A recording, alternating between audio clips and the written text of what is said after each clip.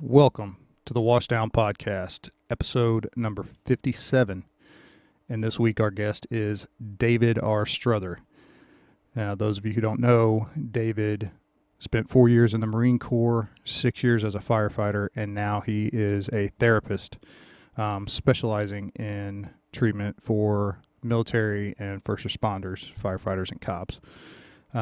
He is the owner and lead clinician for the Valiant Mind, and he has been involved with some other programs in the past as well as director.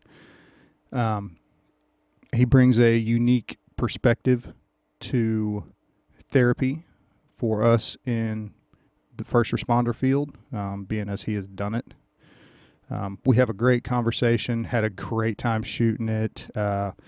Joey Clevenger came in to guest host with me, and I really appreciate that. Thanks, Joey. So yeah, episode 57 with David R. Strother. It's a great episode. Hope you guys enjoy it. Leave some comments, feedback, click like, subscribe, all that stuff. Share it with your friends. There's a lot of valuable information in this episode. So yeah, here it is, episode 57 with David R. Strother. So yeah, and then usually we'll go until we're done. So okay, whenever. Yeah. Nah, I'm good. Whenever you tap out, my night is good. Yeah, Okay. I'm done with my patients for that. Got the schedule clear because I didn't know how long this would be. So yeah, I'm good. Well, I don't know. I think our longest podcast so far has been about 2.5 hours, 2:45, something like that. Mm-hmm. So, but that was with a cop, and she loved to talk. So. I don't know how former firemen are going to be unless we start talking politics and religion, and then all bets are off. Yeah. I need to get like a mock bell in here that simulates getting a call. Yeah. Oh, yeah. Just be like, Brant, we're done. Yeah. Gotta run. Absolutely. Oh, so David, thanks for coming on the show. I really appreciate it. Joey, thanks for filling in. Yeah. So yeah, why don't we get started? Why don't you tell us a little bit about yourself, David? Well, first, Jeremy, man, thank you guys for having me. Anything I can do to help you guys out, I'm all for it. My story is pretty simple. I mean, I guess it's classic in this presentation. Local kid. Grew up here most of my life. My mom, we transplanted to Dallas for a little bit during their Super Bowl fucking years. Of course. So I hate Dallas with a passion, for those reasons. The worst time to be in Dallas when they were fucking running it. We went there for a little bit. We lived over. A single mom, had 5 children. My dad was kind of out there doing a lot of things he shouldn't have did. And I kind of grew up, let's say, a little bit more advanced than others. I kind of always had awareness myself, but had strong moral codes. So I was kind of able to manipulate my environment. I grew up with a lot of things that I later on realized were traumatic, but at the times I was just like, that's just how we all grew up. It's like being poor. I didn't know I was poor until I was around rich people, right? Uh-huh. When you grow up around there, when there's like, 2 bikes in the neighborhood, then that's 2 bikes in the neighborhood. When you go to a neighborhood where there's bikes everywhere, you start to say, oh, I should have a fucking bike. So there were certain things in my life that kind of pushed me in certain ways, but probably the thing that had the most impact on me was, as a youngster, I watched my mom go through a lot of abuse, and I, would attempt to try to stop it at times and do all that, and it created this very firm core in me of being a fucking protector. It's no surprise to me that I was a Marine and a firefighter and a therapist. Those things were in me, but I, before I became all that, I really just used to beat up bullies. Like, that was kind of my thing. Like, I felt like I would protect those who couldn't protect themselves. So as I got older, I kind of moved into that place, moved with my friends pretty early in life, lived as a teenager with them. Interestingly enough, I was a high school dropout. A lot of people think, because I got all these degrees and stuff, a lot of people think I was an academic. I was always smart, but what would happen is I would have a fight at one school, and it would travel, for the local people, my high school history is Lincoln, East, Metro, Van Horn, and Central was the last school that the district allowed me to be in, and I got in a fight with the whole football team then. So that Goodness. yeah, let's just say there was So there was an issue, right? Yeah, just a little bit. yeah. But So, I mean, but it's it's funny you say that because not everybody who goes on and gets advanced degrees and stuff has finished high school, and it's just everybody takes a different path for their education. absolutely, and what I found was, one of the main reasons why I became a Marine was I'm really big on my word. Right? I don't know if that's a thing that's just been with me, but it's something that's important. Like, if I give my word, I don't like to break promises. I don't promise my kids shit that I can't do. I don't when I met my recruiter, I was out of school at the time. And, he was like, hey, are you going to, go? Are you going to go? And I'm like, absolutely. Well, he didn't know that I had dropped out. So he had called me, a month or two before we're supposed to be going out, right? He's checking the trap. Like, he's like, okay, I got one that's been waiting. He's been simmering.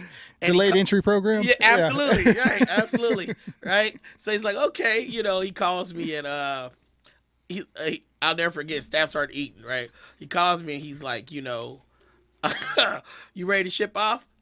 And I'm like, well, yeah, I don't know how that's going to work since I'm not in school. Like, what do you mean not in school? I was like, I had dropped out. And at this point, I was like working at Zales and stuff at Bannister. Like, I was just a little badass. I just thought, I'm going to fucking Zales like in shorts and shit and a shirt, like selling jewelry. I'm like, I'm not doing it. He's like, man, I understand what you're saying, and I understand that, but, I just want you to understand how big commitments are, and he was really shooting it straight with me. He's like, I'm not going to pressure or anything like that, but if you do want to get in school, I'll help you. So I called him back, and I said, you know what? Yeah, I do want to graduate. But at that time, like a month and a half had passed. So graduation's in 2 weeks, right? So he ends up getting me in school through, that'd be some off-camera talk. He gets me into school. And, I end up graduating, but before the school would allow me to graduate, I had to actually test out of every subject. Like, there was this thing, which is funny, later on in my master's grad, I'm working for the program, but there's this act called McKinney-Vento Act. And what they do is any kids that are homeless, they don't use your homelessness against you. Like, you still get to do it, but you still have to pass classes. Yeah. So they set me into school, and they set me in the science room, and teachers would come in and give me finals. And I just knocked them out. So when I graduated around a bunch of people who didn't know who the fuck I was. They penciled me in when they called my name, right? I'm telling people, like, yeah, I've been here all year. They don't know who the fuck I graduated a week. Like, I hurry up and bought my cap and gown and put out some. It was my best friend Abraham, my best friend Chanel, my mom showed up, and like 2 other people. That's the only thing there. And I walked across, and pretty much right after I walked across, I called my recruiter and I said, okay, I'm ready. And I was about to get in trouble for some other shit. So he was like, we got to get you out of here. 'Cause I was supposed to, I was supposed to leave like in August. Yeah. Like, yeah, it's I wasn't always a therapist, guys. I fucking, come by this shit honestly. So he's like, we got to get you out of there. So my enlistment date is July 4th, 2000. Like, they put me on a plane on July 3rd. Fuck it. I'm up at the, embassy waiting to get on, do the whole MEPS thing. Yep. And July 3rd, I'm headed to California. July 4th, I'm on the footsteps in MCRD, Marine Corps Recruit Depot, San Diego. I become a Marine that day. And it was based on a promise I told him, when I was 17 years old, when I said, I want to do this. And I stuck to that. So that kind of started that path into there. Nice. Yeah. So how long were you? 4 years, man. I did my forward and gone. It's funny because, I went in open contract and didn't have a job at all because, of course, how I just told you what's going on. Mm-hmm. But I had an incredibly high ASVAB. So I didn't know anything about that. So in boot camp, I'm getting meritorious promoted for being a guide and everything. And I'll never forget this fucking guy. I'm in the head shed, and this is Lance Corporal Johnson, right? He's looking at me. He's like, man, you want to be, he's like doing the paperwork to sign for the promotion. He's like, I mean, you don't got a job. You came in open contract? Didn't even know what open contract was. Like, what are you talking about? He's like, you came in open contract. I was like, I have no idea what you're talking about. He's like, man, let me look at your score. He looked at my score. He's like, what? You got a 96 overall? He's like, man, here, take this book out. Because I was going to be a cook or a grunt starting off, right? I didn't know what. Yeah. Took the book out, and my first MOS, I was a tactical air operations module repairman, which is pretty much, it's this drop box they put down to do pretty much air traffic control. They can put it anywhere and it drops down. You're deployed anywhere, you can do all that. Okay, gotcha. Right, so I spliced fiber out. They sent me to school, 29 palms for a year to do all that. But it was all, once again, on someone he just happened to look at it and say, what? Like, I had no idea. I had no idea. So, I'm in school. I do all that. I pick my first duty. I want to go overseas, so I go to Japan. Love it over there. We're having fun. And then 9/11 happens, right? I went in 2000. When 9/11 happens, the world shifts for us all. And, pretty much we went to Guam. So we were in Guam doing an exercise with the Navy. And when 9/11 happened, we quickly got sent to Kandahar. So, in my mind, I'm a kid from Kansas City. I'm like, oh, man, I'm going to, at this point, don't know the Middle East very well, right? Now we can say all the stands, but back then we got to remember we didn't know what the stands were, right? Maybe you knew what Pakistan was, maybe, but Afghanistan, unless you watch Rambo 3, you had no clue. No idea, and that didn't take the best, So, I'm just thinking I'm going, oh, man, another island, because I'm going outside. I'm a Marine. There's got to be water somewhere. It has to be, right? There's no reason for me not to be next to water, right? Yeah. We went from Guam to Diego Garcia, and then from Diego Garcia, we were in country, and it was a very eye-opening and humbling experience to be out there. A lot of shit happened. A lot of things happened. I think that for me being young, probably the most interesting thing for me was the morality issue, right? I tell people all the time, I got out the Marine Corps not because it was hard, but because it was getting too easy. Being over there and seeing things like doing things, putting M16s to the back of people's heads, as you're walking around, forcing them to build your, defenses and do like it starts to take a toll on your morality a bit. You start to look at things. You start to be involved in things that you didn't want to, and certain things about me started to shift, and I was aware of that. Even in the Marine Corps, I was getting in trouble for fighting all the time. I'd always had a chip. It's funny. It's fucking hilarious. This is a true story. So, one day, because of course Marines, we didn't have shit. The Army had the nice ass fucking tents, and the Air Force had to choose. We had some GP fucking 100, like the old fucking Civil War fucking tent. So we set up this big ass tent city in the middle of fucking Kandahar, and when we would have hot chow, we'd have to walk like 1.5 miles to get to it, right? They were having hot chow this day, and the Army, because they were trying to big dick us, they pretty much put their camp right next to ours, and they said, well, nobody can walk through here. Well, this is like 19-year-old me. I'm not listening to that shit at all, right? So I'm like, fuck it. Not only am I walking through it, but I'm walking there, I'm talking shit. So it's me, my boy Smith. It was a bunch of us, right? And I'm walking through it, and they're like, I can't go through here. I can't do anything. I was like, I can do whatever the fuck I want, and bring your biggest person out here, right? I was like, I'm only gonna whoop one ass one time. So I wanted it to be the best ass that you guys got. I'm not gonna be doing this shit all the time. My boy Smith, he'll verify this story if he watches this podcast. My boy Smith, he was with me. They bring this big country fed. This motherfucker's like 6'7", like fucking 275. He big as shit, right? He comes out. I whoop his ass for about 15 minutes straight, right? I go get dinner or lunch. I think it was lunch because it was a little early. We come back. And I'm sitting down, and they pull me. My gunny comes in. We need to fucking talk to you, Strother. I'm like, what the fuck? Because there's no way they should know I fought. Yeah. So I'm already looking at my fucking friends like, who dimed me out? Which one of you y'all been with me the whole time? But which one of you? Who snitched? Yeah, come on, yeah. Man. Which one of you did it, right? So they end up bringing me to head shed. Oh, I see everybody's fucking laughing because they didn't know it was me. So they got this big fucking guy sitting there with his eye, holding his eye with his fucking chain of command. And they're all laughing. They're like, this guy did it? No, I was 155 pounds back then. I didn't have no muscle. And like, this guy's the one who did it.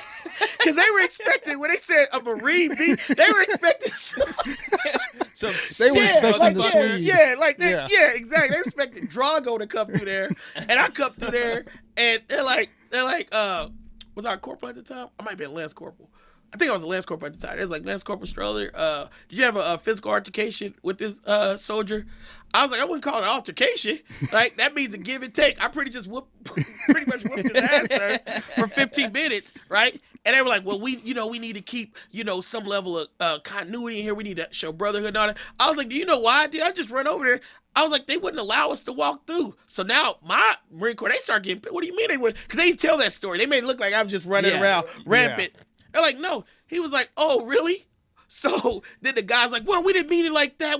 I was like, do you know why he came out? I was like, he wasn't even out there. I asked for the biggest guy. So everybody starts laughing at this guy. He feels like shit. So they propose something. They say, well, we don't want the tension to be between us because there was NATO forces out there and everything. And we're like, we're all here. This is just a little mishap. Let's play a game. So they proposed playing a football game out there. It was the most brutal fucking football. Like 6 people got hurt in this. Oh yeah. Like it was worst idea ever. No pads. Dude, you're probably people that medically retired at this point. Like people were getting broken legs. It was great. Oh. Now fast forwarded to I was at either Star or Valor, one of my programs, and a guy is reading a narrative talking about a football tournament that he was a part of like 10 years later in Afghanistan. I was like, that's my fucking football. He's like, you're lying. I was like, no, that's my He's like, we still do it. I was like, oh my God, let me tell you how it started. They thought it was just some like interdiscipline. Like, yeah. No, I was like, no, that started from an ass woman. So it was a very weird.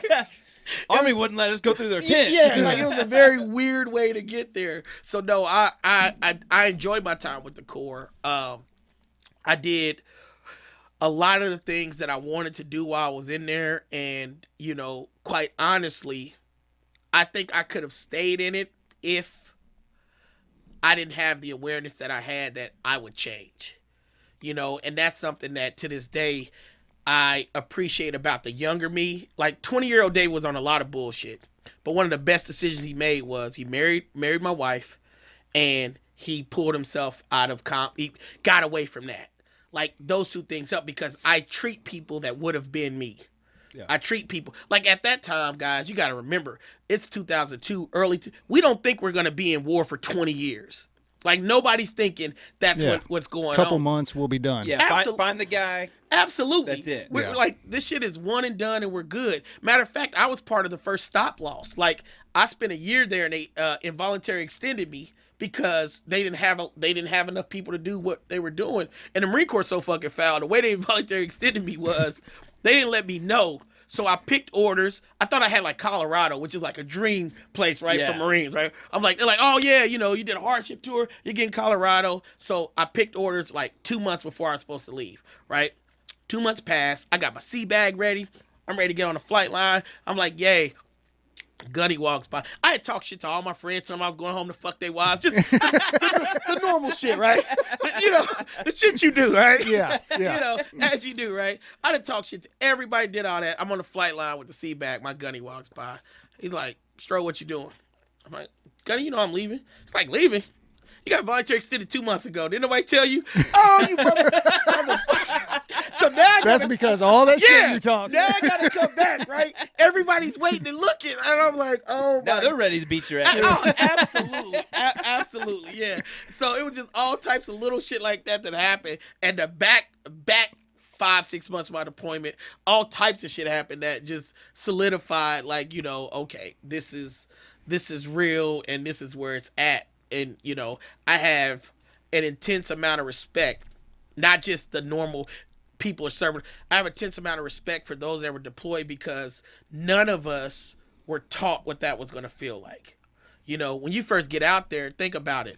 Our seniors, if they had any experience, it was Desert Storm, which is a whole different type of war. Yeah. A lot of people like to say, "Oh, it was a real war. We just had overwhelming force and we had a stand-up army." Mm-hmm. Right? Guerrilla warfare and the stuff we were doing was totally different in that sense. So, like, I have so much respect for people because we all had to learn how to be out there in a way that nobody was going to teach you. No one told you what it would look like. You know, when people talk about Jody, like that's a real thing. You know, I saw, you know, people put guns to their heads. I saw, like, so when I look at my mental health journey and becoming a therapist, back then I was seeing things and intervening in things where I'm like, you'll find a way out of this. Yeah. You know, you'll find a way out of this. This isn't going to end the way you think. But it was, you put a 19, 20-year-old kid, you know, in there with weapons and pain. No one's teaching us how to deal with that. It's no different than when I became a firefighter. When I became a firefighter, all I thought about was the highs of the job. That's it. Nobody taught you about the lows of the job. No. Oh, like, no. Put your feelings in a box. You can have them back when you go home. I'll go even deeper than that. It's the people that are telling you that don't know what the fuck to do anyway. Yeah. Right? So it's like, who's going to tell me, okay, I get it. I'm going to run a call. I'm going to have to deal with death. I get that. Blood, guts, and all that, right? No one ever taught me about a sense of powerlessness, though. How many calls have you guys ran in your career where you left the house feeling bad for those kids and knowing you couldn't do anything about it? Yeah. Yeah. Right? Just the other day. No one teaches you that, right? That, like, so if you have a moral code and all that, you're in here and you feel bad for what it is. You feel like no one teaches you about that. No one tells you that this is a component of your job. Is you're going to see people in unguarded spaces, and your heart, if you have one, is going to be tested time and time again. You know, it's things like that with the military and fire that kind of created the person that sits here, because I didn't just want to be someone who talked about shit. I wanted to not just talk about, I wanted to teach people the skills they need in those moments, because when it's all said and done, a good word is yay, but the skill helps me move forward. And a lot of that was missing. So, you know, in the Marine Corps, when I left in a place where I felt like I had accomplished what I had. I didn't walk away from it with regret. And I think that helped me with my transitions to other places. Yeah. I mean, I've definitely, you know, you definitely have those calls. I mean, shoot, when I was a volunteer, you know, it's just one of those things that it was like my first code going in, and I'm like, I'm pumping chest, you know, I'm doing whatever I can with the very little training that I do have, and you know, there's nothing I can do. You know, we get to the point where we had to call it, and you know, the family is just bawling, and that being my first code, you're like, I just wanted to go over, like my eyes started welling up. I was like, what do I do? Like, do I go over and I'm so sorry for your loss? I mean, you know, it's one of those things you got to just shrug it off, and we got another call to go to, you know. It just and over time it will definitely just put so much weight on your shoulders, and that's where, you know, your programs are just amazing, because being able, whether it's, you know, we talked about it on the episode a couple weeks ago about how, you know, if you can go sooner, then why not? You know, you don't have to wait for it to mentally jack with you to really go and talk to somebody. Just go. Yeah, just go talk to somebody. But that's the thing with people that are in these professions, and I know you could probably back this up, that typically we have the personality type where we're not going to go sooner rather than later. We're going to wait till the wheels fucking fall off and then wait some more. And not even know it, Yeah. right? Yeah. I think that a lot of times with service and identity professions, what happens is by the time you guys are forced to take a knee, there's resentment and anger that comes on, because you're like, I should be able to do this. Not realizing that you actually tapped out 10 years ago. You just kept going, right? Mm-hmm. This is why, you know, firefighters, cops, you guys have, from a mortality standpoint, one of the fucking worst retirement plans. And what I mean by that is, I would hear people talk about retirement, getting their pension. I got 5 more years, right? Tell you the fucking day. 5 years, 3 months, 2 days. It's a prison sentence. 16 hours, Dude, right? Yeah. Now watch this, right? How many of those people tell you an actual plan afterwards? It's always some amorphous, abstract, I'm going to move here and do. It's never, because the goal becomes the finish line. So that's like somebody training for a marathon and saying, I got to get to 26.2. Great. But do you know how it fucking feels after the marathon? Do you know how hard it is to walk? Do you know how much recovery time you need? So what happens is you guys end up retiring, and then you're going to a funeral within 5 years. Yeah. Yeah, if that long. Yeah. Right. And See it all the time. And it's like, okay, to me, that's a travesty. You shouldn't give your life 20, 30 years helping us, and at the end of that, what you get is death. Like, I want to hear, part of the reason why I treat firefighters is just because I was a firefighter.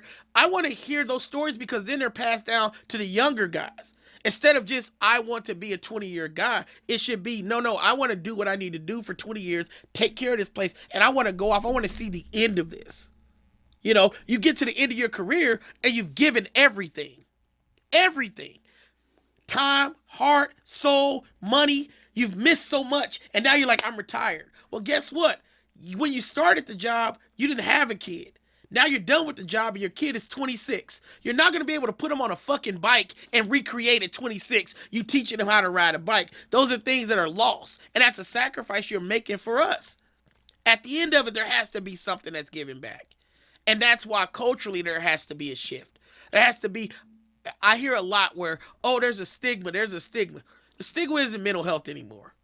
It's not mental health at all. I could grab any firefighter and say, give me 10 people you think are fucked up. They could do that, right? Oh, yeah. Right? The stigma isn't really mental health. The stigma is weakness. Yes. The stigma is, I don't want to appear weak. And that's why it takes people like you, Jeremy. It takes other people to say there's strength in vulnerability. There's no weakness in vulnerability because the people that I care about the most in the world are the people that I'm the most vulnerable with. Those are the people that give me my strength. Those are the people that allow me to move through life. My children, my kids, my friends. So if you think about it, it's very easy to hide within a profession when all you have to do is pretend that you're fine. Yeah. Well, yeah. I mean, we go to a call and we have to have that, basically that Superman persona. You know, we go in because they called us to make sure that we're the tough guys to get the job done. And then, you know, when we go back from the public, you know, we need to keep that persona. But again, we don't want to seem vulnerable. We don't want to show weakness. And you know, and a lot of the guys, especially the younger guys, that are coming in, are scared to show it to the older guys because there's been that mentality where, hey, throw some dirt on it, get back out there. You know, I've been doing this for 20 years. You know, but that's where we do need to change it. It needs to be, you know, here's your list of people you can talk to. Here's your list of programs that are out there. Go and get it done. But you said something super interesting, right? You said we take on the persona of Superman, right? Yeah. Well, then who does Superman call for help? Justice League? They call him, most time Justice League getting their ass whooped, right? Think about it. When have you ever heard Superman screaming like he can't? Like that is literally a part of it. So what happens for a lot of people is they don't understand. I'll go a step further. Why does Superman even spend any time as Clark Kent? Why? I don't know. He's still Superman, right? Yeah. Like, it's not like he loses powers. He's still this big motherfucker that can destroy everything, but he's at a desk pretending to be a reporter. So it's not like he's pushing a button. So why is he pretending that? Because he knows he needs to be vulnerable. Meaning, if I am Superman 24 hours a day, then as I'm trying to be with my wife, I'm going to hear people in China dying. Fuck, I got to go do that. Right? I'm going to fucking be trying to save someone in Tijuana while someone in Nebraska. I'm going to have that pressure all the time. But notice when he's Clark Kent, when he's truly Clark Kent, he has to activate that. He has time to be himself and be vulnerable because that pressure is off of him. So now he makes a choice. So anytime you see Clark Kent, it's a choice for him to use his powers. Superman never makes a choice. So now he's like, if I'm going to get dressed, I'm going to take this off and go do that. Some of us have a Superman mentality, but not realizing that even Superman chose to be Clark Kent. He didn't even choose to be Superman all the time. And then when you are Superman in people's lives, because I can riff on comics, and Jeremy knows I'm a comic fiction, not Star Wars. I can. But the other part of being Superman is you create the very nature of the people around you that need help. And what I mean by that is, how many times has Lois Lane fell off a building? just about every comment. Yeah, that I every go. episode. Now think about this, right? Yeah. How many times has a regular person fell off a building? And if they fell off it once, why would they ever go next to a building again? You know why she keep jumping off? Because she can scream Superman. Yep. So every fucking week, he try to eat noodles. Oh, fuck. Why are you up on top of the building? Because I'll be saved. There's a railing there. Right, yeah, like That's like the argument that Vision made in Avengers. absolutely, it's the same exact thing. Yeah. So it's like you will inadvertently, in trying to be Superman, harden yourself, create the fucking same thing that's hurting you, and then you'll wonder why people can't see your pain because they think you're Superman. Because they think you're Superman. So when you're coming in from work and pretending that everything's okay, right? The wife's gonna look at you and be like, it look like, but they can take it. They don't know how close you are, what's going on, because the one thing you don't want her to know is how much pain you're in, because you don't want to burden her. It replicates itself over and over again. It keeps you stuck. It's like Mad Libs, though, for the spouse. Because they're getting bits and pieces, and then it's like they're going to fill in the blanks. Whether you tell them what's going on or not. And who knows what they're going to put in those blanks. And a lot of times we're idiots. So we're trying to pretend that we're okay, but we're all mad. Well, you bought fucking condensed milk. This is bullshit. Like, there's a problem with you right now. like you're fucking cussing me out over condensed milk. Nothing's wrong. Like, yeah. I am fine. Yeah. We had this conversation. I had this bad call, and anyways, there's one day I come home, I'm mowing, I come home and I was like, man, I got body armors in the fridge. I'm thirsty. It's hot as hell outside. I come home, no body armors in the fridge, but I've got a full 24 package right there next to it. And I was like, you're going to take them out, but you're not going to put them back in? And that was literally what I started an argument about. I'm ready to divorce, all right? Man, and then like 15 minutes later, I was like, did I really just start a fucking argument over body armor? I was like, there's something fucked up right now. Like that, and that's, I had to sit down and look at it like, wow, I'm a dick. Like, this is ridiculous. Well, and that's where a lot of that and how I was reacting, like a lot of my treatment, I use self-disclosure as almost a scalpel, right? But a lot of the things that I teach, the concepts I integrate into who I am and what I do. I teach an emotional management group that talks about people that believe they jump from 0 to 10. It's like, that's not psychologically possible, right? You're jumping from, a 7 to a 10 because your ass is always on a 7 and you think that's a fucking 3. Most people aren't going to have the people in their life that can check them on that, because some of you, unfortunately, have met people while you're already a 7. Like, some people are in relationships where the whole time they're in a relationship, they've been at a 7. So the person is adjusted to you having those little blow-ups, doing all that shit, not realizing you are a bubbling cauldron ready to explode. Some of us have children that don't even know who the fuck we are at a 2. All they know is, let me be quiet because I don't want dad to get mad. Right? Let me adjust my life to your life, because that's not a child's. Think about this, right? You come in the house pissed because the house is not clean. And by clean, it's messy because kids got shit everywhere. It's not dirty. You're not living in squalor, but you're mad. But you also work 50 fucking overtime shifts a year to pay for the shit that's on the ground. Yeah. You can't have it both ways. Right? Mm-hmm. When I was in my distress, I would get angry at my children about the very things I worked hard to do, not realizing that I want to come in the house and hear my kids laughing and playing. That's why the fuck I worked so hard that day. Right? I don't want to come into a damn mausoleum and everything's clean. They need to create those bonds and those memories for when me and their mother are gone. I know that I worked hard and it meant something if I hear my children laughing. But if I come in the house and the whole mood shifting, because now, and they used to do that in my home, I would hear my children playing and laughing at my wife, then I'll walk my angry ass in the house, shift. Now everybody's on, let me make sure I don't piss daddy off. Let me make sure I don't piss David off mode. So how long did it take you to realize that?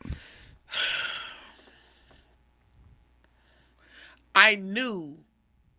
Or let me rephrase the question. How long did it take you to admit that to yourself? There we go. That's a perfect way to do that, right?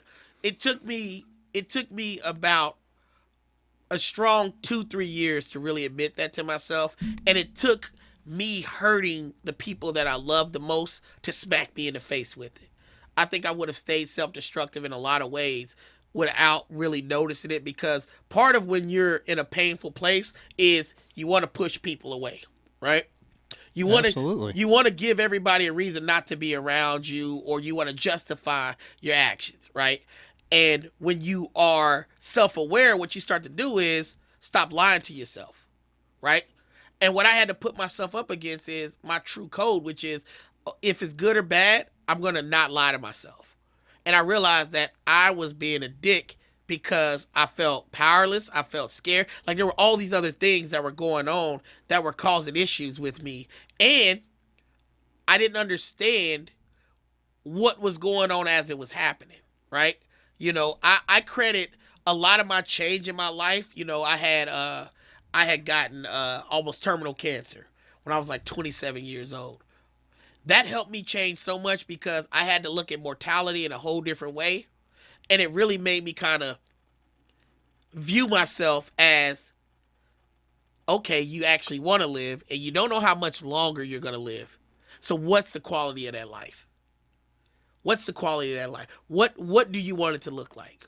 And I started to build and frame the guy that's here right now from there. But it took me, you know, I tell people all the time, I stayed married not because of me, but because my wife had more grace. Not because I was special in some way.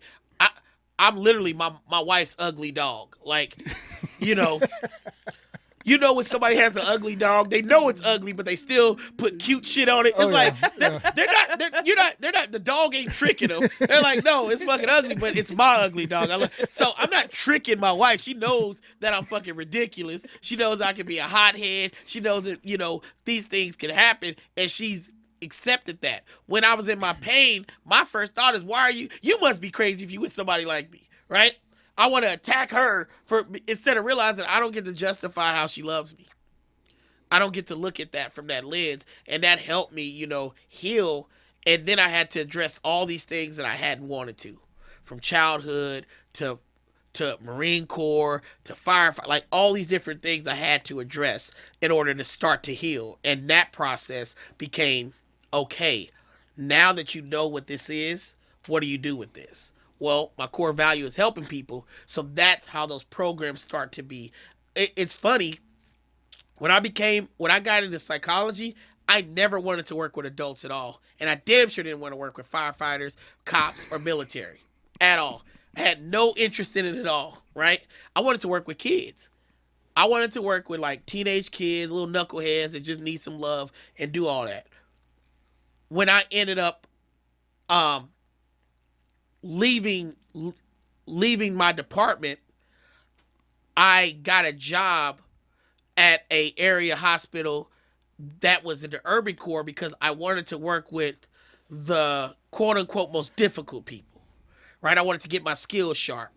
I said, if I'm going to help people and I'm going to help kids, I'm going to do all that. I want to know how to treat a lot, trauma, all this stuff. I wanted to do all these things. I ended up going there, and they had a program that they had just started like a month or two before called the STAR program. Mm-hmm. It was for military. Well, I had a military background, and one day they needed somebody to pitch it. They were like, we're down a therapist.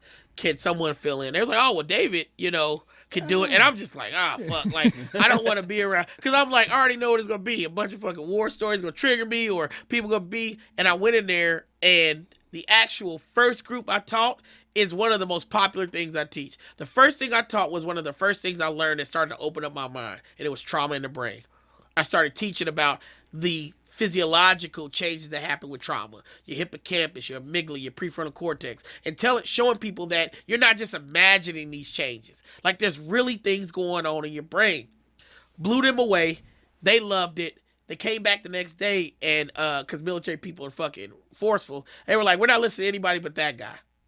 So they came back and they said, can you come over here and be a therapist for us? Within 6 months, I was the supervisor. 6 months after that, I was the director.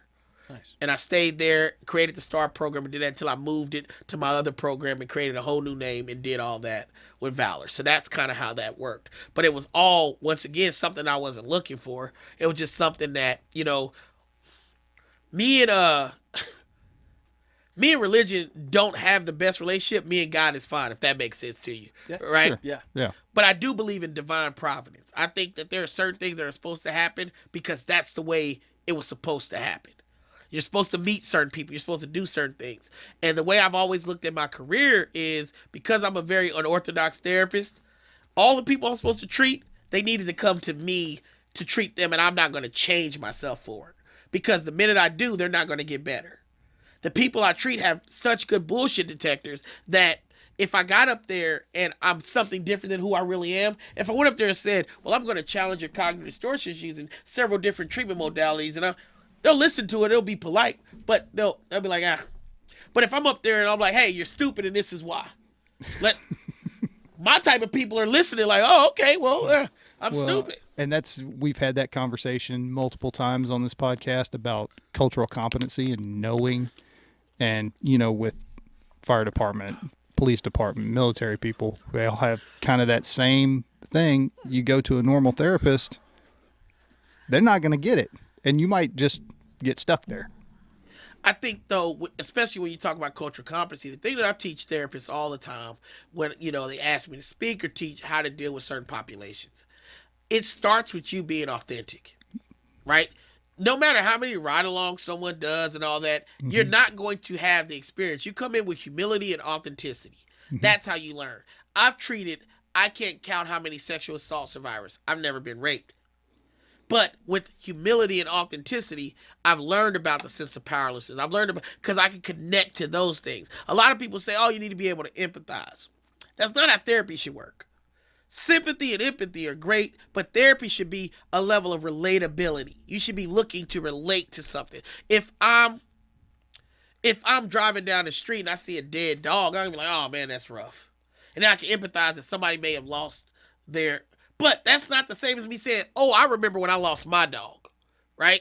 So a lot of people that do this, I take them to task because sometimes they use you guys as a resume builder, right? Hey, I'm treating firefighters. Are you? Are they getting better? Are they fucking getting better, right? Or are you just listening to stories every week? I tell my patients all the time, even though they don't ever want to leave me, right? I want to be a seasonal therapist or maybe a 2-season, right? I want to be in your life to help you with you. I almost want to be like Frosty the Snowman. You just see a fucking hat go through and just be like, you're stupid. And you're like, oh, fuck. And then Frosty's off again. And you're like, okay, will Frosty ever come back? Like, yeah, he'll be back sooner or later, all right? I don't believe in treating somebody for 20 years. I don't want to hear you talk about your problems for 3-4 years because that means I'm not doing my job. I shouldn't be able to eliminate any problem in your life. What I should be teaching you is how to manage it. Because that's the thing, right? Therapy is a verb. It's a skill set. It's something. See, my advice is going to be totally different than my therapy, right? Yeah. Young lady comes to me, one of you guys come to me and say, you know what, man, this relationship's crazy. It's toxic. She's fucking, going off. She spent all my money, fucking all my friends. The David in me might be like, hey, why the fuck are you in there? Hey, get the fuck out, right? Let's go do something, right? The therapist in me is going to say, what in you is comfortable with that? You're coming to me and you're telling me about it, but what in you is comfortable being in that? Because that should be, if you're telling me it's a problem, then you should have already told me the solution, right? That's like me going to a restaurant, right? I go to a Chinese food restaurant and every week they poison me. And I go in every week and I'm like, but them fucking crab rangoon are crazy. You're going to be like, all right, man. You got food poisoning every fucking week. Which, I got a theory about that anyway.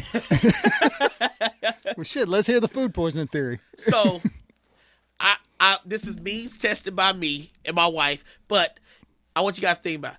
The shittier the service you get in a Chinese food place, the better the food.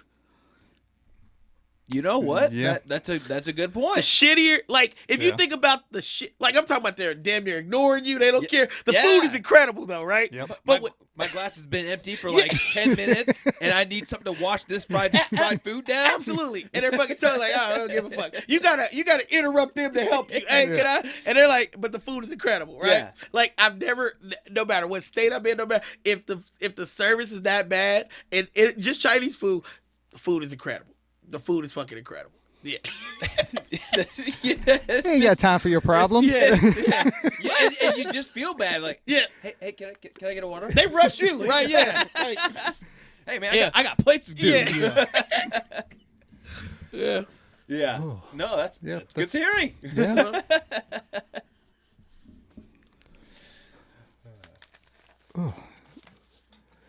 So I'm sure you said somewhere in there, but I kind of lost it. So what got you to make the shift from firefighter to therapist?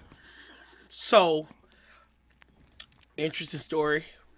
I was already in mental health before I became a firefighter. Okay. I was working in local hospitals, doing different things. I was doing, they call it counseling at that point. And I was doing different things with kids when I became a firefighter. I actually became a firefighter right after I got out of chemotherapy if my boy Brandon watches, he'll know exactly what I'm talking about. My boy Brandon asked me to take him to a open house at this department, but I think he was drunk, right?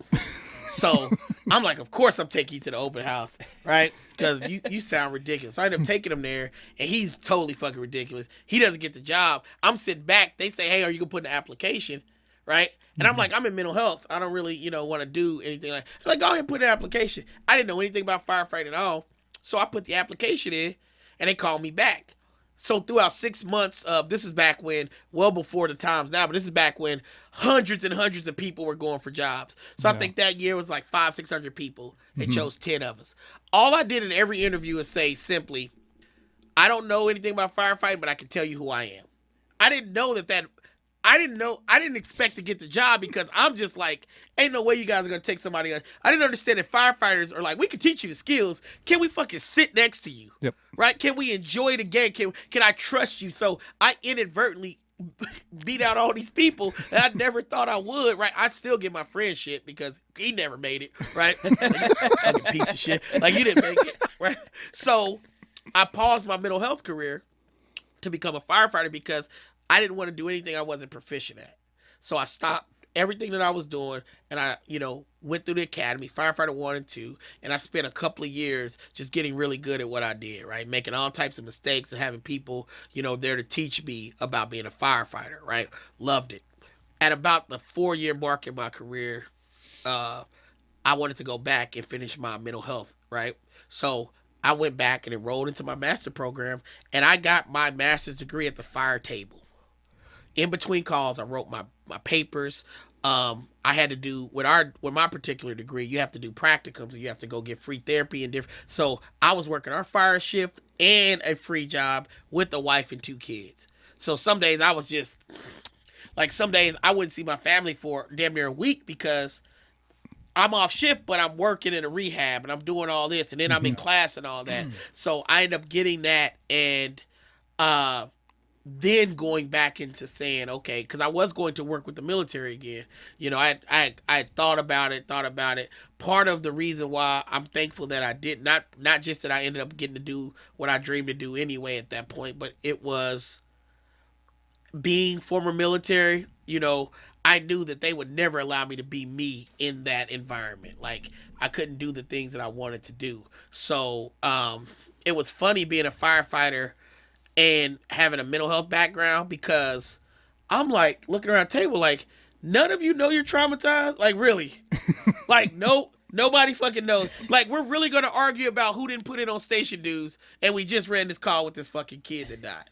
Like, we're really going to do that. Yeah. Like, we're really going to argue about whose turn it is to cook. But, like, it was crazy to me.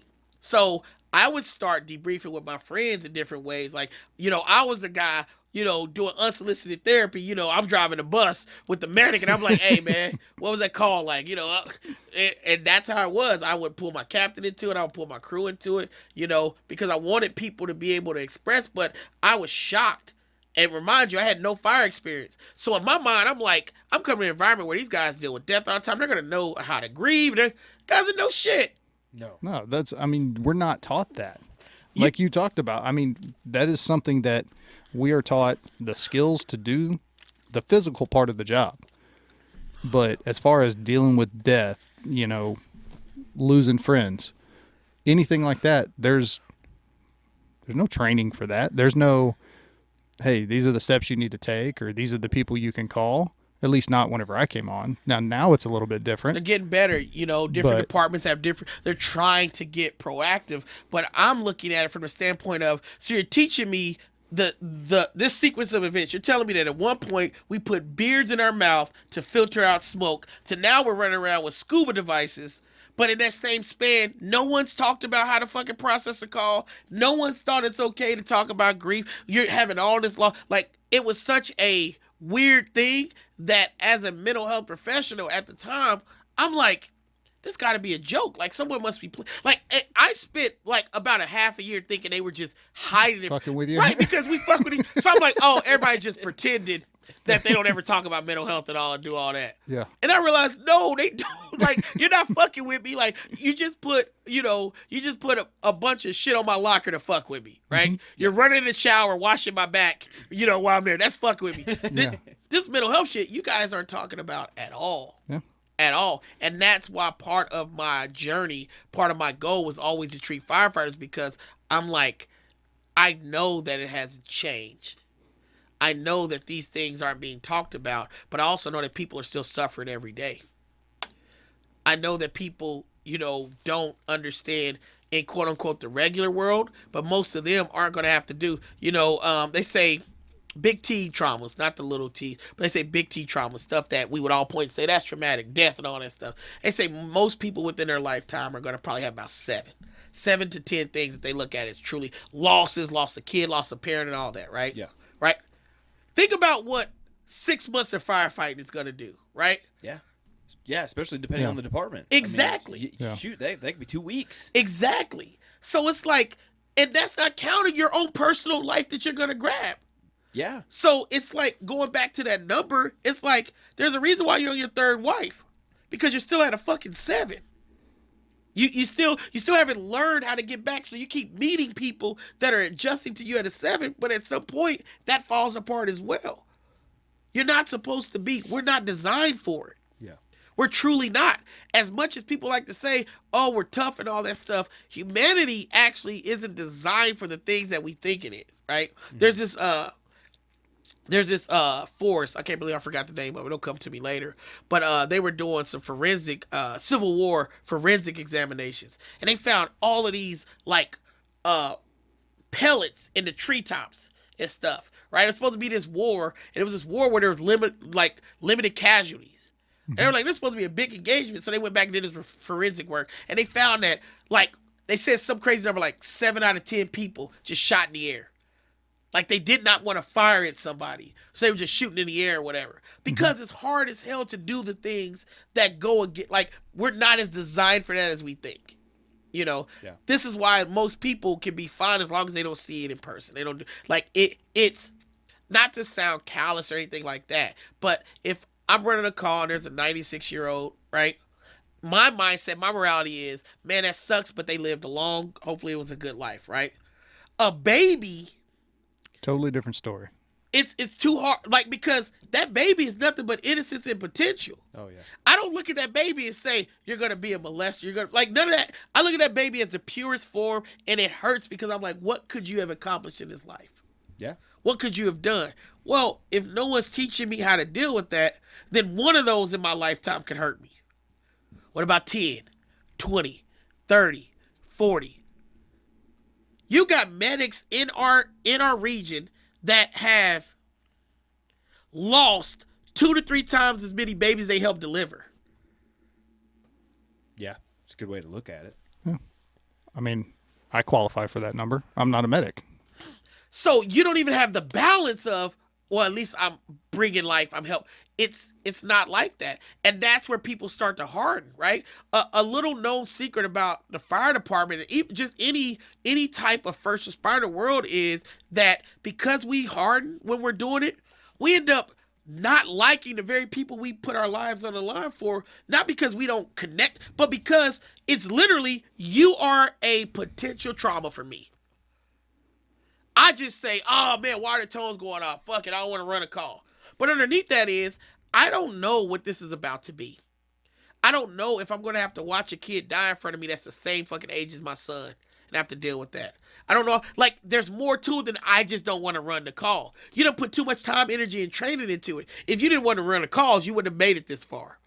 But as you start to get callous, as you start to hurt more, that call represents pain. And when no one sat there and talked to you about it, right? when no one sat there and said it, it's like you look at the training calendars, like hose tests and all this shit, nothing mental health. Yeah. Nothing at all. No, I mean you see it probably on if your station has a fucking billboard where you can just clip it up there and see like a EAP program or whatever, but it's not discussed. It's just up there, and if you just happen to glance at it, then that's about it. That's the most you see. Yeah, it's not a. That's a good point. That it probably should be like a train. To put it in training cycle, just like hose testing or anything else. I mean, what would it hurt? You're going to have people grumble, but guess what? Firefighters are professional complainers. You can't make us happy. Like, I did some training for a local department, and people were complaining because they had to come to the training, but they would have been complaining if they didn't give them the training. They would have complained if they had to run. I addressed the crowd, and I said, you're mad that you're just sitting in a different place right now. All you would have been doing is sitting. You're not even doing anything physical. Yeah. You're not even doing anything physical. You're just angry that you have to sit somewhere else. Yeah. That's ridiculous. I've been at that station. Right. That's where I want to sit. Yeah. I have a chair there that is mine. Everybody knows it's my chair. Exactly. Yeah. And they know not to mess with me whenever I'm sitting in it. Well, why are they not messing with you when you're sitting in it? I would run into people, that when I was a firefighter that were traumatized, that people had just said, oh, they're cranky. And when I would do a little digging, I would find out these people used to be the funnest people in the world hanging out. It's like, well, you don't just turn into a dick. Like there's something else going on. Yeah. Like this person used to be the life of the party, and now they're the mean. There's something going on. That's not how psychological change happens. Oh yeah, even when I was volunteering, there was one individual. Now this was a station that 8 guys per shift at one station, and but one individual, depending on his mood, would that's how the day went. Yep. If he was in a cheerful mood, hey, we're gonna have a good day. If he comes in with a frown, which was probably 85% of the time, we're like, let's avoid him. Like, let's hope he goes back in the back room and stays there. And that's I think everybody's got those stories though, because I can point to whenever I got on.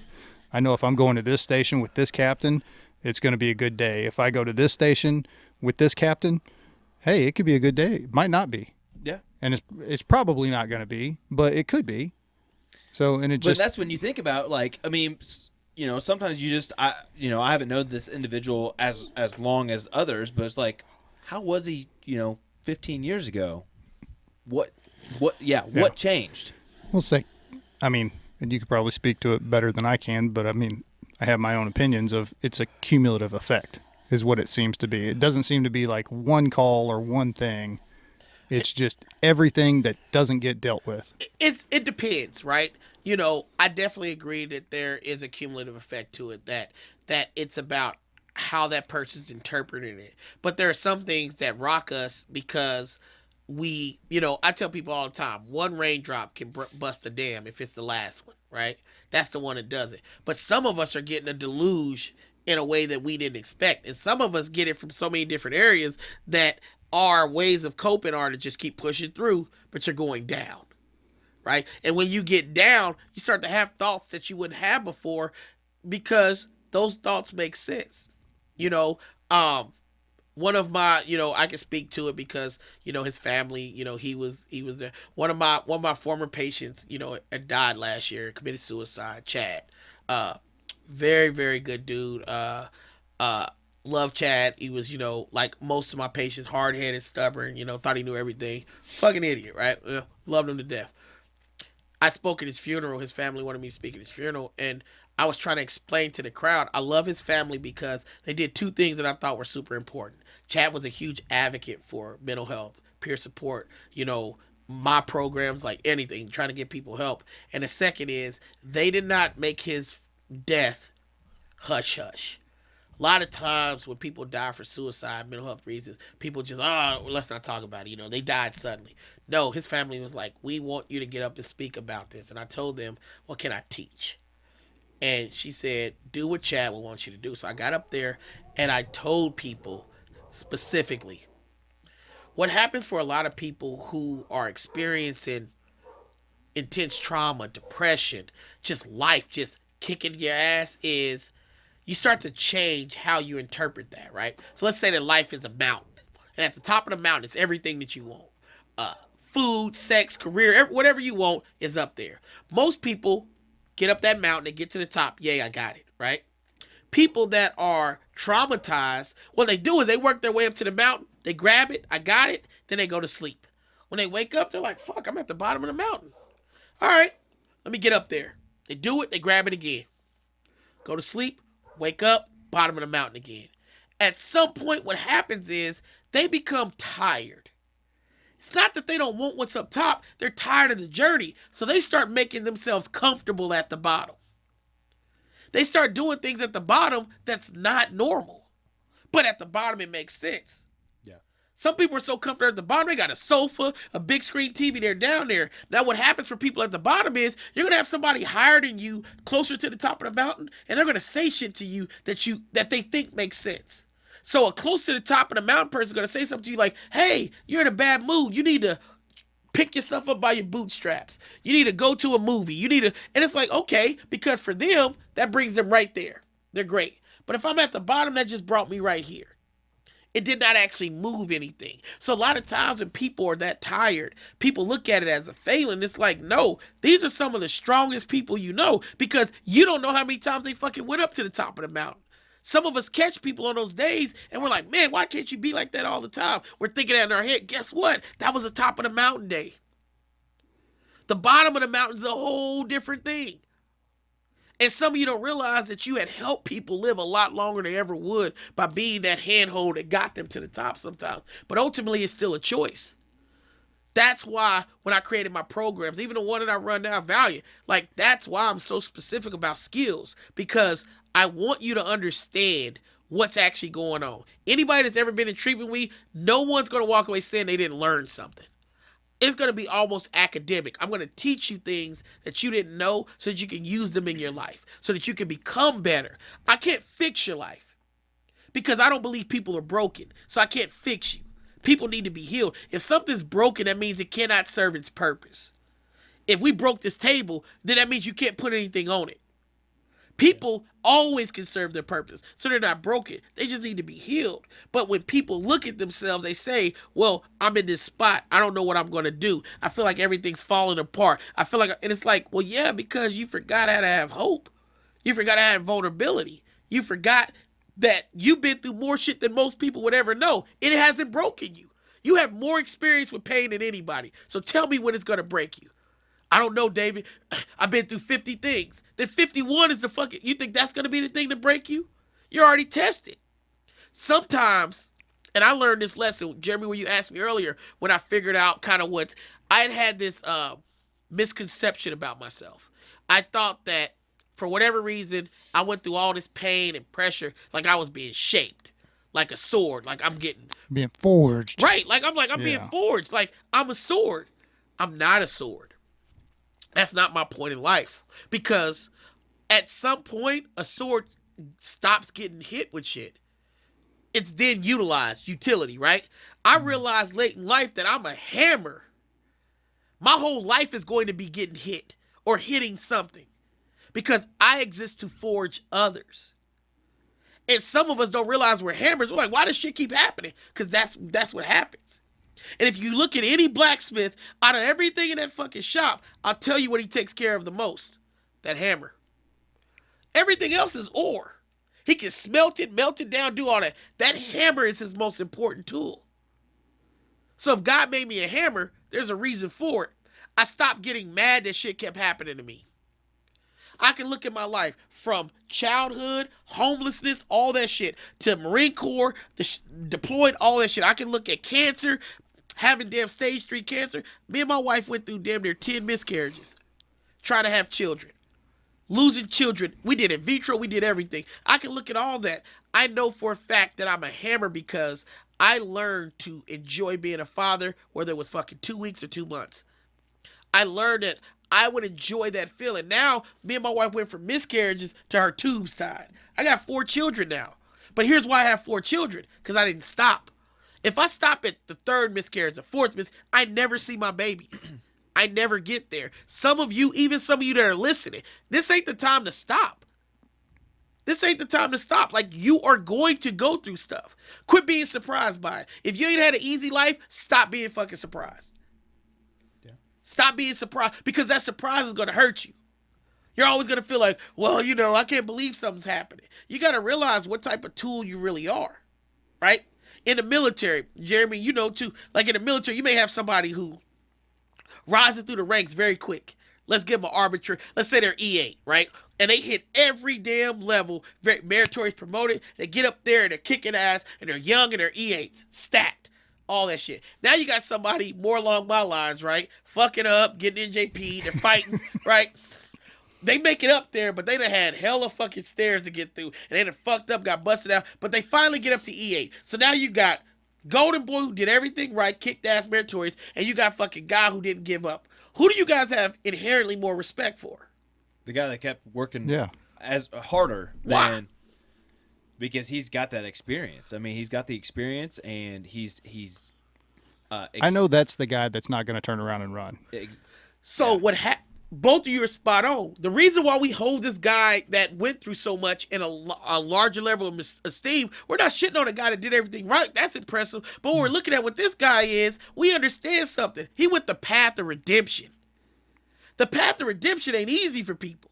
It's a lot of people that give up. So when you're on the path of redemption, you have to accept that and be like, man, there's going to be some shit that happens to me. You're going to be envious of the person that gets it across. Oh, yeah. You're going to look over and be like, oh my God, man. Like, fuck, that's incredible. But when you're a path of redemption person, you have to accept that that's the road. That's the road. That's where my growth is. And that's also where I learn the most about myself.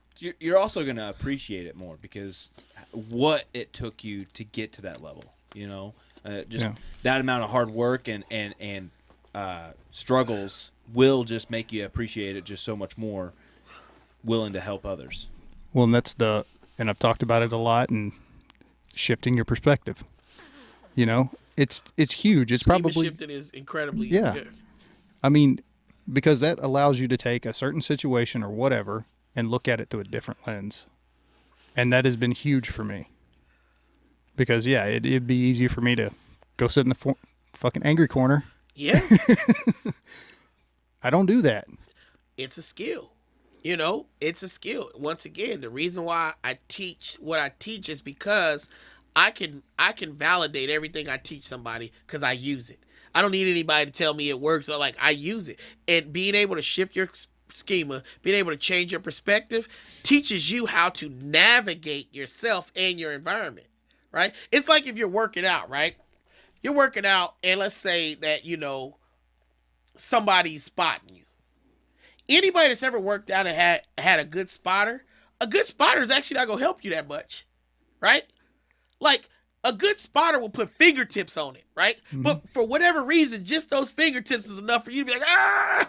Yeah. Right? Yep. Because your perspective is, you know what? I can push as much as I can because he's there. He's going to help. That same weight without those fingertips, you can't lift it all. Yeah. That's a psychological trick. Like, your brain is literally saying, well, you know what? It's too heavy. And some people just say, well, I'm not going to do it. That's why it's okay to have people in your life sometimes to help, fingertip, but you don't want somebody carrying the bar. You never feel confident when someone carries the bar, right? You feel cheap even counting the reps. Because you're like, I know I really didn't do that, right? You're helping me too much, right? And also, get your dick off my head. You're too close, right? Right? That's the other part. I definitely prefer the two-spotter rule of guys on the ends. Guy that straddled your face. Yeah. Like, I'm not doing that. I'm good, man. I read a story from one of Forrest Griffin's books that just reminded me. He's in there, and they're doing some kind of bench press, personal max or something like that, and the dude that was spotting him had a big old dip in his mouth, and he's like, fucking do it, and dip just runs out all in his eye, and he's like, you better push it up, I ain't helping you. Yeah, you got to at that point, right? Yeah. Jesus. Yeah, I can't even imagine. Dude, I'd throw up. I'd throw up. You'd probably have to pull that thing off my chest and just...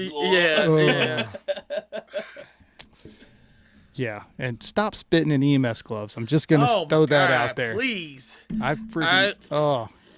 got in the rig one morning, 6:15, 6:30, caught a call. set of EMS gloves sitting up there.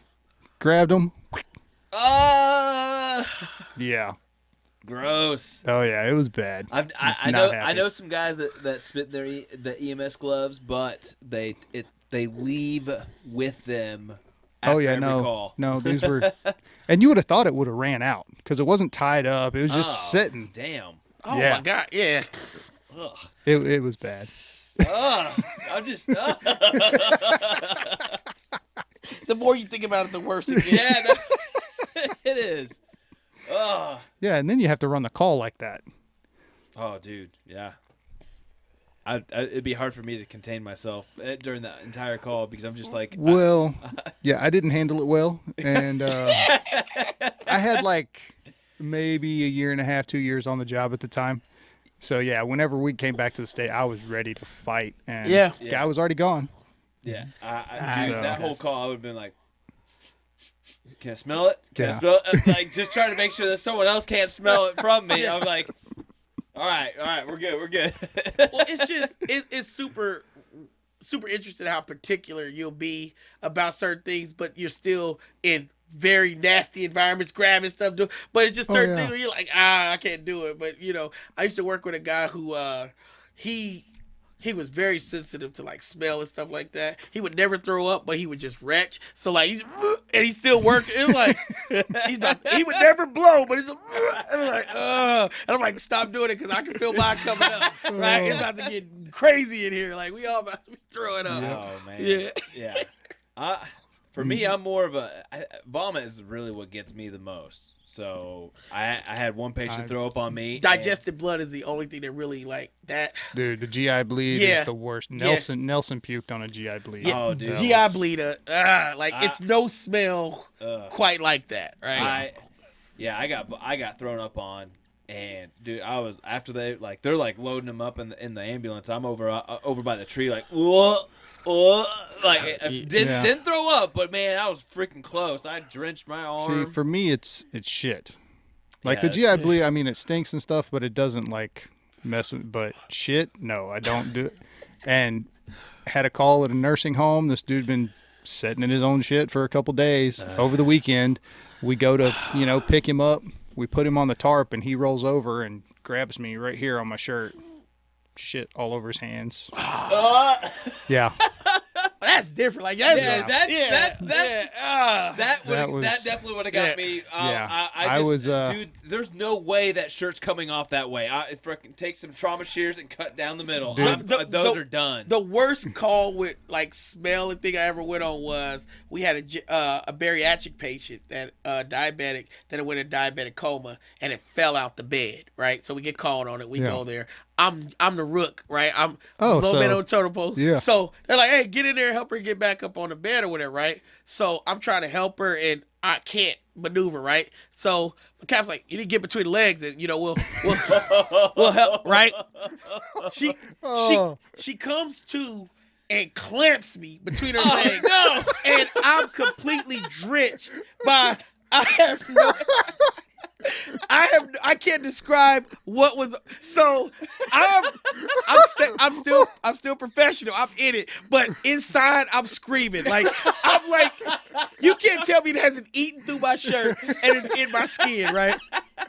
So of course we end up getting her transported, right? I'm riding back. I'm backwards, and all they keep talking about is, man, it fucking smells. Like they're just laying it. Like, what is that smell? I'm like, fuck you guys. Like we did a funeral for it. We burnt fucking the shirt. Like I think I took like 4 showers and was still like, yeah. That's one of those. I'm like, oh my god. Like to this day, I'm like, I don't even want to imagine what it was, but it was like I had got dropped in Costa Rica jungle, like on a balmy day. Like so it was smell, liquid, like yeah. Goodness. Yeah, and that's every day. Yeah. I mean, thankfully not every day, but often enough. Nah, man, this has been fun. I gotta come back and do some time with you guys. I like your environment, man. It's very. Good. Have you been getting a lot of good feedback from it? Yeah. From people that will actually talk about it, yeah. Everybody's been pretty positive. Well, remember, there's a lot of people that's watching and ain't saying shit. Yeah. Yeah. Right? I'm the guy that gets a lot of, hey, I'm not told. People tell me stuff that other people don't know. So I realize that a lot of people are still afraid to say certain things. Yeah. For various reasons, Yeah. right? Some places aren't receptive to the message, for different reasons. But Yeah. you don't understand how far your touch can go because you don't know. Once again, that mountain. This may be something that helps somebody reach that top that Absolutely. day where they didn't even expect to. Well, and that's why we started the whole thing. Yeah, smart. And we've said it, if even one person will see something that we do on here, somebody that we talk to has something that just touches them and either, pulls them out of wherever they're at or, they go get help or whatever, Right. then it's worth it. Yeah. So, yeah, I agree. I definitely agree. Yeah, I enjoy sitting here and talking to people, and yeah, it's and what we what you talked about earlier is if we can get that message out there, and then if we can try and push to this being like a once a year or quarterly kind of thing, like a quarterly mental health kind of situation where your shifts get together and kind of just talk things out, kind of working on themselves. And how to fix what's bothering them, so we can avoid that one guy that comes in on a shitty day, and that's the whole right. That's what right. we're gonna deal with today, So it's just something to be aware of and something to really look at and try and fix for the future of the departments. Well, and the thing that's particularly difficult and interesting about what you guys do is no matter how much pain you've been through, no much trouble you see, your worst call may be in front of you, not behind you. Yeah. And that's what always strikes me with, people not wanting to be proactive is we don't know what's going to happen next. We don't. And it's, I'm in the fight. My family's made sacrifices. I am vested in this thing for personal reasons as well as professional ones. But as many people that's in it, I'm never going to push away. I'm never going to be like, I have to be the only person. Like, there's so many people that can do so many different things, and we all need to lift this up because, my hope is in 20 years, what you're talking about is commonplace. That they're not thinking about anything. It's not a surprise to be like, oh man, it's going to be the normal complaints. Oh man, we got fucking mental health training, the normal complaints, but it's a known versus, what it is. There's not many people that on my side that may have success working with you guys for various reasons, but it's also a limit on what you guys can do at your level too. So we both kind of got to meet, right? You got to lift up, and we got to meet there. I'm a unicorn in that sense because I've had so many different lives and I've done that. And honestly, the people that I treat are like me. So I can talk to them and they understand, you're not going to come to me and I have to listen to you explain the job. I got that part, right? My job is to explain. You're an expert on yourself. I'm an expert on all the other shit you don't know. Yeah. So let's start there. Let's start with what you don't know, because if you come to me and you're saying shit's fucked up, no shit, you're talking to therapists. Surprise, right? Yeah. If I treated happy people, I'd probably fucking be, no, I get that. But now it's like, well, what do you do? What's in the toolbox? What's going on? How does this look? So every program I've designed, everything that I've done, there's times even where, my wife just told me on this, I'll use my Facebook page because it's a message that I want to give out to somebody, little classes and things like that. Everything doesn't have to be about sometimes it's just, you don't know when someone's going to hear this and need it. And that's why I felt, honored, hey man, yeah, I'll get down, definitely, of course it takes a little bit to work the schedule and all that, but no, man, I was definitely happy to be, invited here because I think it's important. Everybody has to pull a little bit. Yeah. Well, and like I said, we're super appreciative that you had the time to come up. So, and it was great. Yeah. So I hope you guys enjoyed it, man. Like I said, I can do it again. It's not, absolutely. There's a million fucking things I can talk about. Well, I would like to get you back with the other two guys. Okay. I think that would be great. Yeah, So, we'll definitely set it up. Yeah, Cool. yeah, and that one, especially since we did this one, we could talk about, the entry stuff is kind of we could get into some certain things. So Yeah. that's Yeah. perfect, man. Cool. Yeah. All right, man. Well, thanks for coming. You got any closing thoughts? I mean, I guess for anyone that may listen to this, what I would say is, please, in whatever way, lean into your vulnerabilities a bit. A lot of strong people have done things that they can't take back. Vulnerable people ask for help, and that's smart, right? There's never a reason for you to do something alone. We live in a world where there's no such thing as self-made. I make a company right now, and I have a product. I have to put that product on roads that are serviced and created by other people. Everybody has to be linked in some way. And if you are in the first responder world, if you're a veteran, if you're all that, one of the things that attracted us to that was brotherhood, right? Mm-hmm. Checking on your brother, doing those things. Those things are important, but also being a leader, showing it just as much. Some of you will crawl through glass to help somebody, but won't pick up a fucking phone to say you need help. That's incongruent. You need to be able to do both. That's how you show somebody that you have power, is that I can help, give, and take. Yeah. So, yeah. Cool. Awesome. All right, everybody. Thanks for stopping by and watching. Like we end every episode. If you are struggling, reach out. And if you know somebody that's struggling, reach out. Let them know you care. Let them know there are resources out there. So take care of yourself. We'll see you next time.